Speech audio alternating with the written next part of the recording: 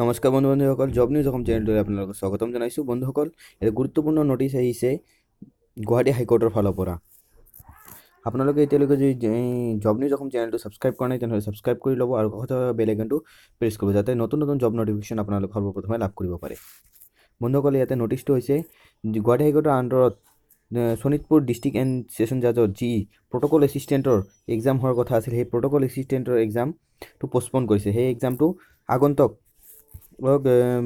12 তাৰিখ 1 মাহ 2020 চনৰ ৰবিবাৰৰ দিনা অনুষ্ঠিত কৰা হ'ব আৰু সেই এক্সামটো আৰম্ভ হ'ব 10টাৰ পৰা আৰম্ভ কৰি 12টাৰ ভিতৰত আৰু এক্সামিনেশ্যন প্লেচ হ'ব হ'ল গুৱাহাটী।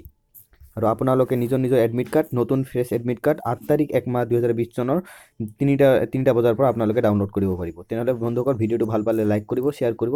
যিসকলে নাজানে এই নতুন নটিচ যিটো ওলাইছে পষ্টপন কৰাৰ কথা, তেওঁলোকলৈ শ্বেয়াৰ কৰি দিব আৰু মোৰ এই জব নিউজ অসম চেনেলটো ছাবস্ক্ৰাইব কৰিবলৈ নাপাহৰিব, যাতে আগন্তুক নতুন নতুন জব নটিফিকেশ্যন বা যিকোনো জবৰ ৰিলেটেড নিউজ আপোনালোকে সৰ্বপ্ৰথমে লাভ কৰিব পাৰে। ধন্যবাদ। জয় আই অসম।